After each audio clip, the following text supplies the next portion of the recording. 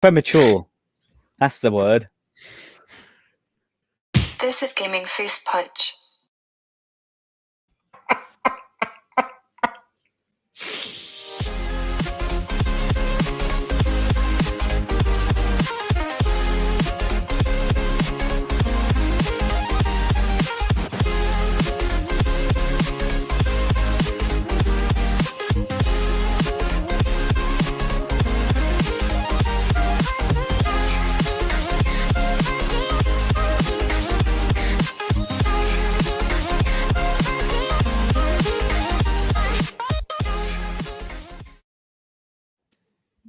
Hello. I forgot to press the button. Here, look, you're supposed to get this. Thank you, ladies and gentlemen. Thank you, fans. Thank you for joining. I pressed that way too late. Hello, and welcome to this week's Gaming Roundup. I've broke the arm of my mic. I've got Nigel turned up late. He wanted to have a 20-minute conversation. I've got Keith. Enough said.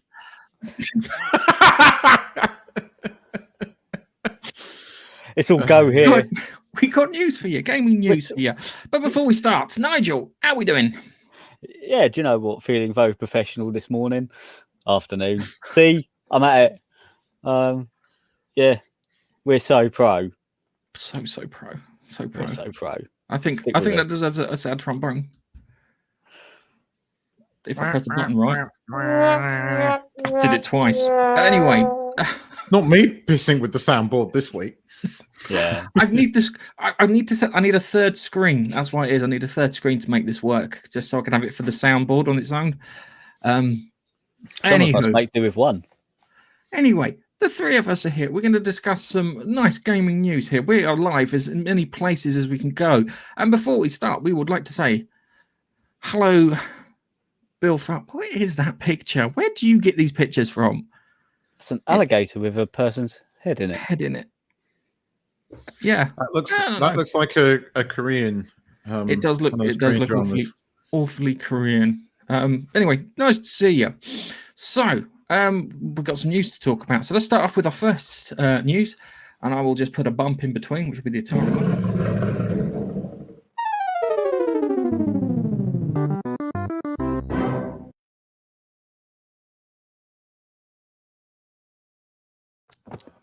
Thank you, Atari.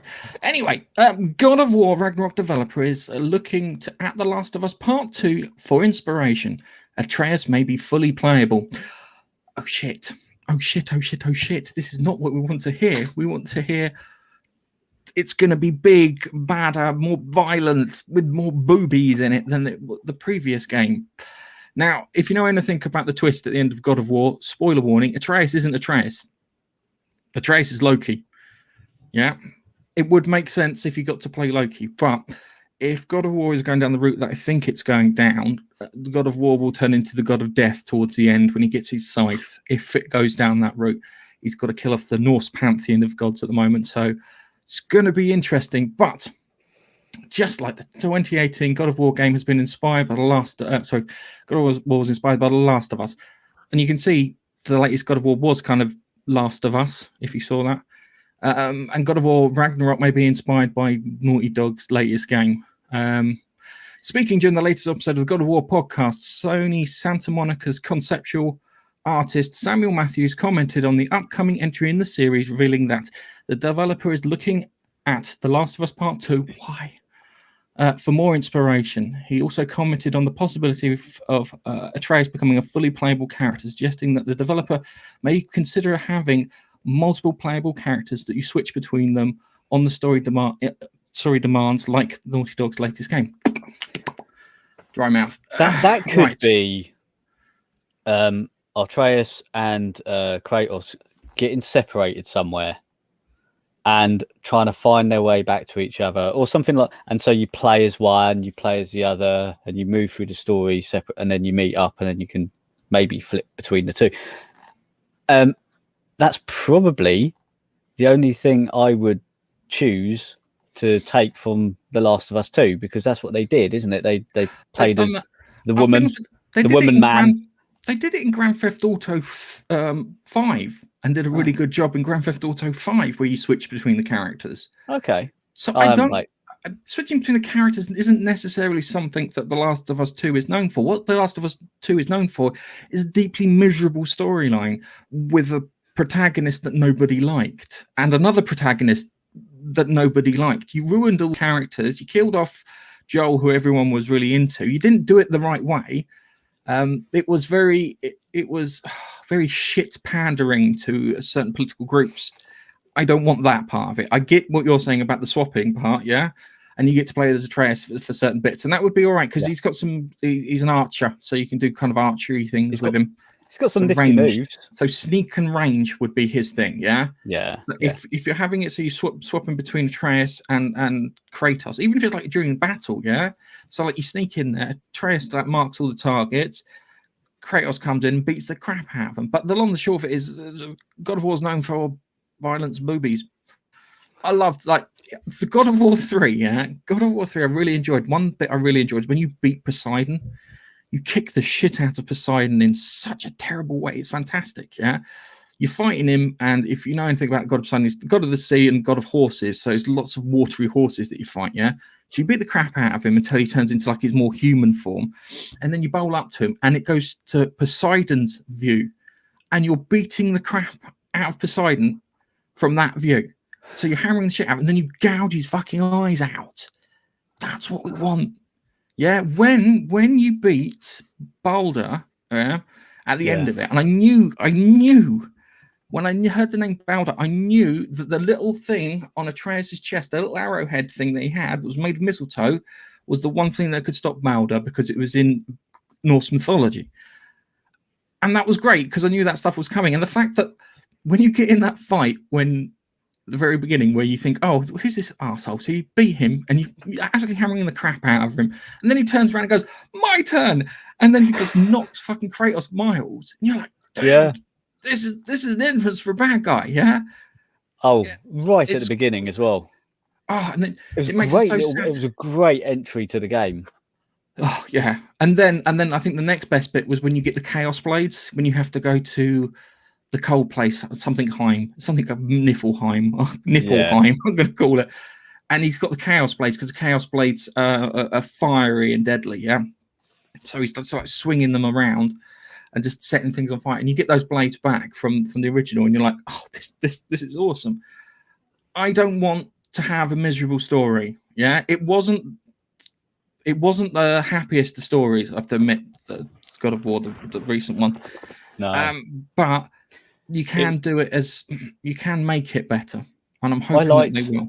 Yeah, I agree. It wasn't the most uplifting of stories, but on the flip side, it was a story about Kratos and his son actually learning to live with each other, learning to live without the wife who we never saw, and also their bonding over time, and him learning who he is. And you got to a point in the story where his son is just going a bit off the rails and going, we're gods, I don't care, I'll just do whatever we want. Yeah. And then that gets tailed back because shit happens and he figures out, oh, I can't do just what I want, that's a bad idea, and he comes back to normality, as it were, for him anyway. Yeah. And I like that story. It was a really good story in regards to that. The other thing is that I think that the Thor and Zeus have killed off the giants in the giant realm, who's Loki supposed to be related to, because you get that last bit and you see the mural on the wall. And if you know, as I said, back to Norse mythology, you know that not Zeus, bloody Odin gets annoyed with Loki and he traps him in a cave. And he pins him down, and he has a snake constantly spray venom into his face for like all eternity, until one day he breaks free. And when he breaks free, Ragnarok happens, and he gets his kids back, which is Hela and Fenrir, and they will kill them, and the World Serpent will kill Thor, and so forth and so on. So I think they're building up towards that. If they're playing it right, Kratos will become the god of death, because the next ones he'll go after are hopefully with the Egyptian gods. And then he'll get a scythe, and then he becomes death. Yeah, he'll get a scythe and a cloak. That was always the plan for it. I think it's going to be good, but I am worried that they're taking their cues from it. I want them taking the cues from gameplay not necessarily game level design, but gameplay from The Last of Us, because it was. People did say the gameplay was quite good, even though the story was miserable, and everyone kind of played it for the story. Anyway, Yeah. Keith, you've been awfully quiet. I've never how are your played Gods of War, so haven't I played God of can't. War? All I can say is, though, why would I hope that they're looking at The Last of Us Part 2 not for sort of story cues and more sort of technical cues, because if they're looking at it, the story, then your game is dead before it even comes out. That's the worry. So it's one of those ones I'm going to have to wait a week. Now, before I Last can- of Us 2 had the stealthy thing down. You had the mechanics where you can hide up against boxes or walls and stuff like that and sneakily take people out. Now, if they are going to do a bit of Atreus on his own, doing that sort of stealthy thing, I think, yeah, take the mechanics from, or take cues from the mechanics from The Last of Us 2 and implementing it for Atreus. Whereas Kratos is much more my style, bowling in, arms swinging, bit of windmilling, hit everything you can. Yeah. That's my style. I am no good at stealthy stuff. I've told you for years, going stealth, and I can't. I can't do stealth. I don't fit my gun with a silencer. I fit it with a loud knock. I just add a car exhaust on it and hope for the best. But yeah, that's really my take on it. Let's see what cues they take from it. They might say, eventually, they might say, we've taken inspiration from the stealth side of the game because we're implementing that with Atreus, because he is going to be a playable character for a bit of a game, and we wanted to make sure he's a stealthy type of player, so we're going to use that in the game to make sure it flows nice and plays nice, and the mechanics is great, like you're used to. And on that note, I think we'll move on to our next one.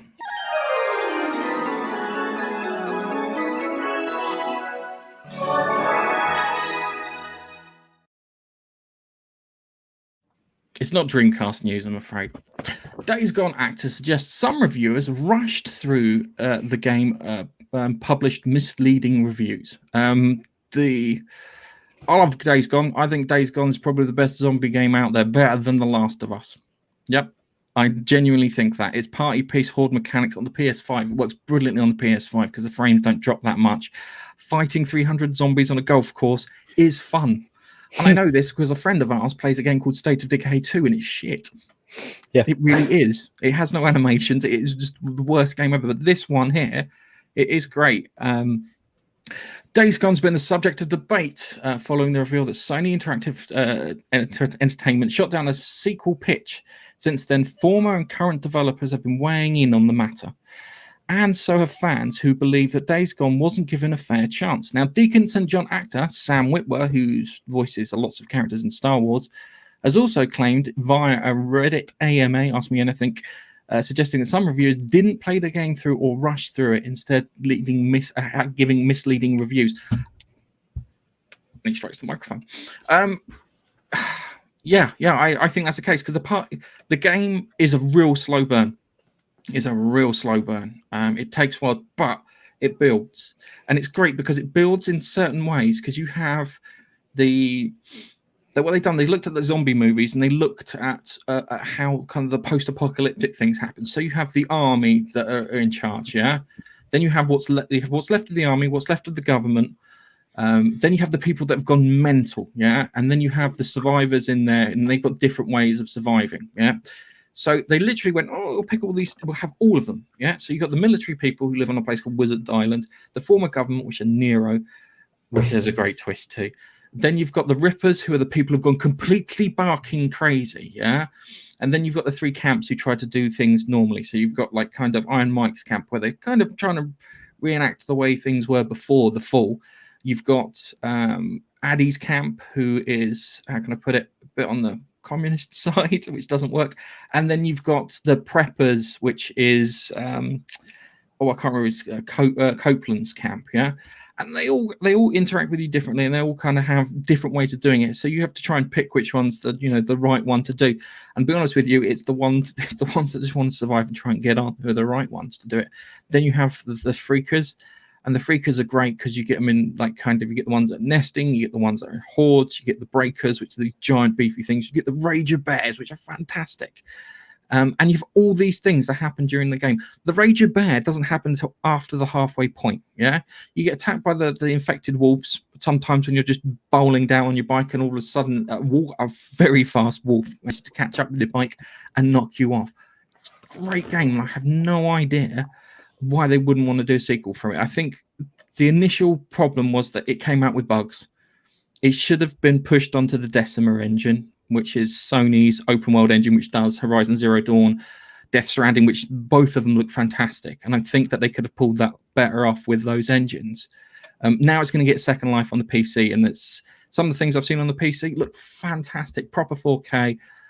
Some of the lighting effects are just gorgeous. But I can understand the guy, Sam Witt, was upset with it because originally he was only contracted for 2 weeks for recording dialogue and lines. Anyway, 2 years later, he finishes off the game. So he's had a lot of time with these people.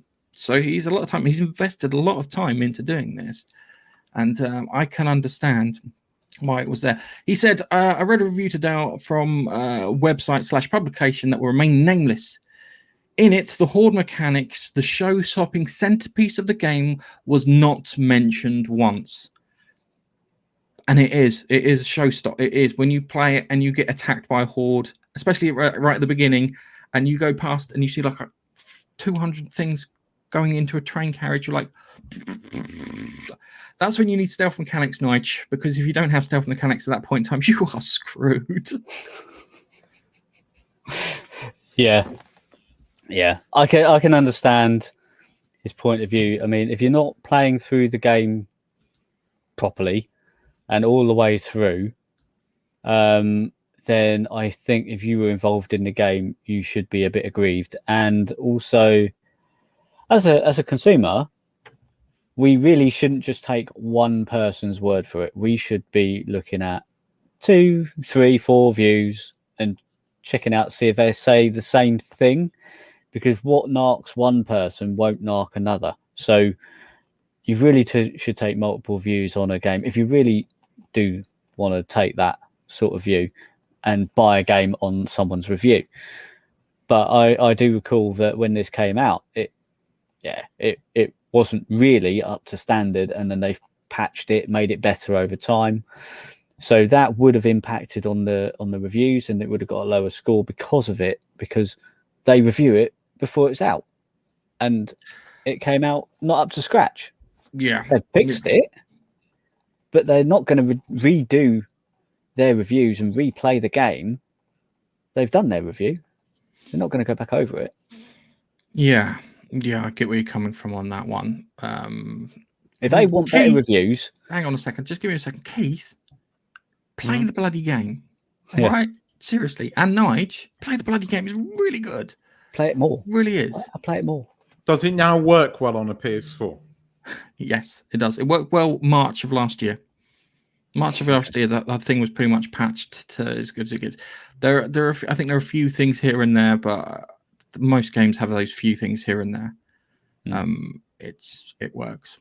It's great. I enjoyed the hell out of it, and especially it's got a twist ending, guys. It's got a twist ending. My zombie movies usually do. This is a really good twist ending. I want a sequel to this game. They set it up for a sequel in the end. They put things in there. I'm sorry to hear that the guy who created it's left, and I understand why he was upset with a lot of these things. But please, I want a sequel. Today's gone, and we'll move on. Hold our breath. Yeah, we'll move on to our next story.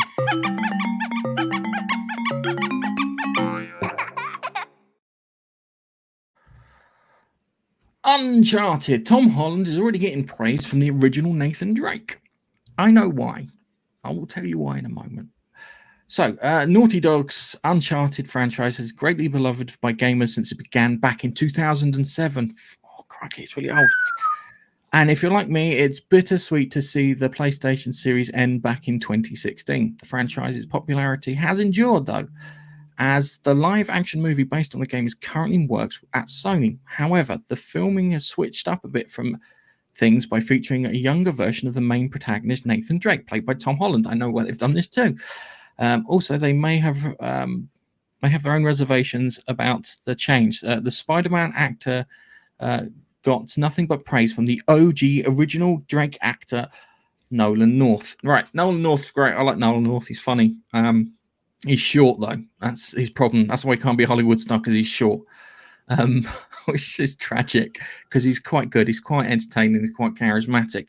All right, there's two reasons that he's done this. The first reason, all right, Nolan North has lavish praise on Tom Holland, because if the film is successful, they will want another game. And ironically, the company that was doing Days Gone will probably have to make that other game rather than a sequel to Days Gone. So they will need Nolan North as the voice actor. So keeping them sweet is one thing. And then the other part of it too is Sony are desperately trying to keep Tom Holland sweet at the same time, because they want him to carry on playing Spider-Man for as long as possible. I'm hoping the film's going to be good. I really am hoping the film's going to be good. And considering when we talk about Mortal Kombat, which I liked, spoiler warning, and the Monkey Nut Punch podcast, I'm hoping that this will hopefully bring a decent video game film to screen. There are problems with it. They need to respect the source material, but also kind of make it film-like. If that's the other thing too, because problem with games in comparison to comics for adaptation is that each person who plays a game plays it slightly differently, so they have slightly different experience. That's why playthroughs shouldn't be anything that companies should worry about, because each person gets something different out of a game, and it's fun talking about those differences that you get out of a game. See, I love the Uncharted games. It was like playing somewhere between National Treasure and Indiana Jones, but set in the modern era, and it was fun. And the character is Malcolm Reynolds from Firefly. Yeah, know what they want to say is Malcolm Reynolds from Firefly. All right, that's why his name is Nathan, after Nathan Fillion. And I enjoy the crap out of him. And it's a shame that they ended it in 2016. I'm annoyed what they did with the fact that I couldn't take out the main bad guy, because that was crap. And that political nonsense with not being able to hit a woman is just like, kind of, dude, no, well, shoot her in the face then. Burn her in a boat. Do something with her if you can't hit her. But it was one of those games that didn't let that happen, because you're not allowed to hit a woman, apparently. But they can be bad guys. All I can think is about tricking them into an explosion and vaporizing them. But, guys, Uncharted film. Do you think it'll be any good? Start with Keith. I hope so. Filming. I hope so. But you've got to be careful, because, as you said, it is a cross between sort of Indiana Jones and National Treasure, and you've got to get into that. If you can make it more like National Treasure with a bit of Indiana Jones mixed in there, it should work. It should be, especially with, if the news is true about Indy 5, people are going to be craving an actual, indie-like have film. You read the show notes for later? Yeah, no, I know, I'm aware of it. Tom Holland is a likable guy. He's a reasonable actor, and his presence on screen is likable. I think going for the young one is they're going to start at the beginning, so we're going to have a young Nathan Drake. That's not necessarily a bad idea. Put it this way, it has potential to be good. As long as you do not fill it and chock it full of all the crap, it could stand to be one of the best sort of game movie adaptations out there. Let's face it, there haven't been that many. I mean, as you know, I like Mortal Kombat. I'm still trying to pick, do I like that more than I like the Pikachu movie? Because I really do quite like the Pikachu movie, having watched it again recently. But I can't think of any other movies that have ever been converted to a film and been kind of good. Sonic the Hedgehog was pretty good. Oh no, Sonic! Yes, Sonic was good, but it is very much a kid's thing. film, but I did like Sonic, yeah. But I supported Sonic more because of the way the director acted in the face of people being shit on the web, and he took it on the chops, and instead of being a dick like every other fucking Hollywood director, he went, yeah, okay, fair enough, I'll go and sort it out, and he did. Yeah, that was one thing that I kind of appreciated with that. Okay, Nige. Well, Uncharted. Do you think it'll be any good? Oh, I hang can on a only second. hope. Right. In 20 years' time, when you finally get to see the Uncharted film, do you think it'll be any good? We have been waiting a long time. Yeah. So they've really got to pull this out of the bag. Yeah, I agree. Tom Holland, every time I see him in an interview, brilliant. But you can guarantee he's going to let slip something about the film first time he's interviewed about this, because he can't keep his mouth shut, and it's brilliant. And I think, yeah, I don't see a reason why they can't go young Nathan Drake. The previous game did look at young Nathan Drake a little bit, but young Nathan Drake with his brother Sam. It could be really, really good. Yeah, that's the thing, is it could be. There's a lot of could be's. I'd just like to point out, you said Nolan North was too short. He's 6 foot or 6'1", depends on who you listen to. He's 5'1". Nolan North. Nolan North is short. Claudia Black is taller than him. I know that. Nolan North, known for his work in Uncharted, Assassin's Creed, Call of Duty. 6 foot. Old? 6 foot. 182 centimeters. Pictures, because I've seen pictures with him with all the cast, and they're all taller than him, including Helena. I don't know. Just say what the internet says. Unless they're all fucking 6'4". Right. Okay. But don't forget, Tom Cruise. He's probably my height, isn't he? He's a little one. He stands on boxes and everything. He's still taller than you. He stands on boxes to be seen. Oh no. We'll move on. I climb on Gareth's back.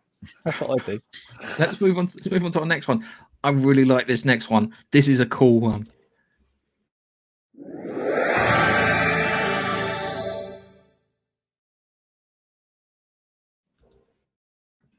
Press the button too many times. No Man's Sky times Mass Effect. The legendary Mass Effect frigate, the SSV Normandy SR1, sighted in the second exposition, comes to its conclusion. You can get, we haven't got it yet, but I think me and Nigel are going to work on this, yeah? You can get the Normandy in No Man's Sky. Whoop, whoop, whoop. Fucking love that. How good is that? That is a fantastic collab, isn't it? That meshes together beautifully. Yes, it does. I'm going to put the video on just to. I was looking. I haven't done any expeditions, but from what I can tell is you start a brand new game, and you select to play with others or something. I don't know, and then you do expeditions straight from there, and I think you start a game as if you would start a new game anyway, and you start from scratch and you go through it, but you follow the routes and pointers that they sort of give you, and you finish each part. Damn, 60 frames a second. I have to put it 480 so I can get 30 frames a second. It's damn thing, annoying thing with it. But look, Keith. Wow. It becomes part of your fleet once you've completed all the steps. Once you've completed the there you go. It's in the fleet.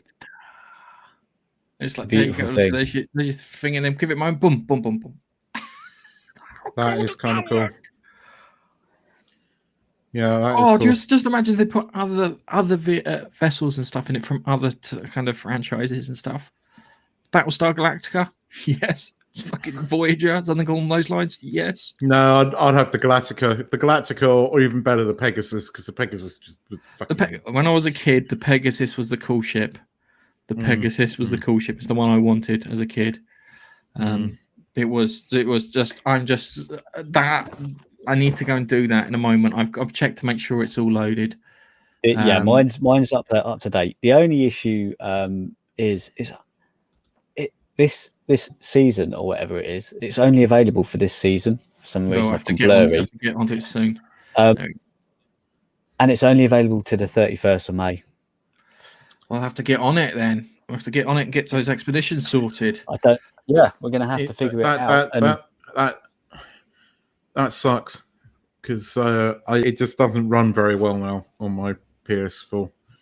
No, I loaded it yesterday when I was testing to see if it was up to date, and when I compare that to how long it took to load, you going through the stars and it's going 20%, 35. I could go make a fucking cup of coffee while it's going through the stars. I mean, seriously can. I literally sat. I pushed to load it, and it's going loading, and I sat down, looked round, and it's going. Oh, I'm in the game on my PS5. It is so quick, Keith. Every week, it cuts so deeply. It really does. It is now. It is. Hang on a second. Keith hasn't got a PS5, and the answer is, I pressed the wrong button. It was supposed to be Keith hasn't got a PS5. Play that one for yourself. No, it's appropriate for myself. I suppose it pisses me off. And by the way, fuck you, CA. Don't go to Computer Exchange. Don't shop at Computer Exchange. Fuck them. Fuck them hard. Fuck them up their stupid asses. Excuse my language. I'm reacting to Nigel's. That is taking the piss. They should be banned from doing that. They're a high street retailer. How the fuck are they getting away with that? 800 quid for a PS5. Because they're not new. 25. I thought I saw correctly for a PS5. Sorry. That bunch of expletives came out because I do not understand how a high street retailer is able to get away with scalping like that, especially when the British government supposedly was meant to be doing something about it. I know, but they're treating it as a second-hand item, so it's maybe not regulated to the same. But the thing is, people could just buy it from Game for 450 quid, walk in my town, walk around the corner, go into CEX, sell it to them for 600 quid because that's what they're buying them for. Yeah. And then they're 600, 650, and then they'll sell them for 780. Okay, all right. You kind of got. I wanted to stick to No Man's Sky because we've got the next No Man's Sky story. So let's go on to this one.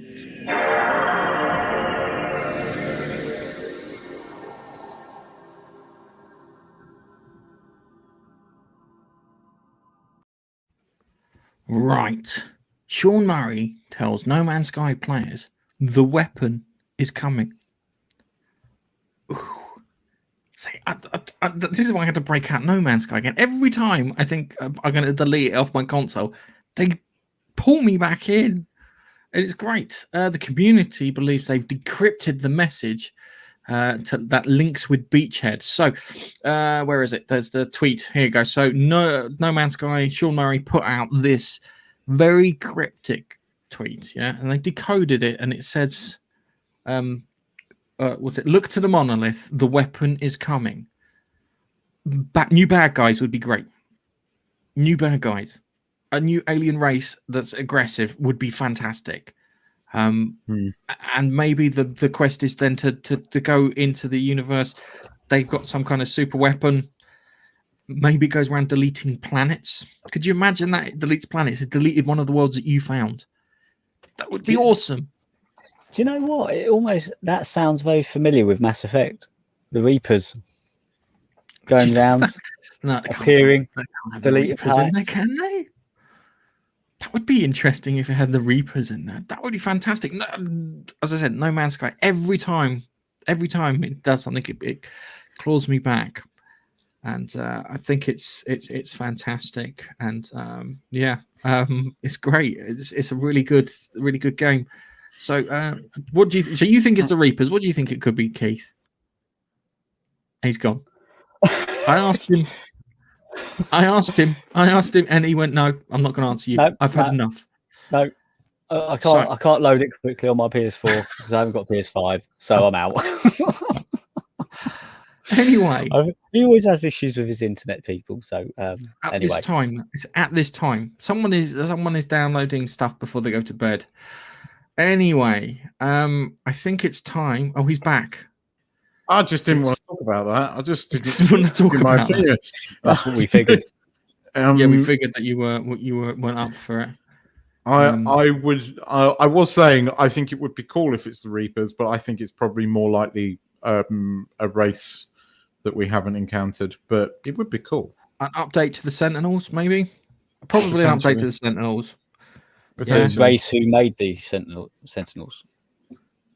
Well, it's the one who made the universe, who made the Sentinels. So yeah. Okay. All right. So let's see if I've done this right. I need to dial it. So yeah. So I think it's time we said goodbye, guys. Oh, look at that! Goodbye. Nice. I like this tune. Yeah, you should do. And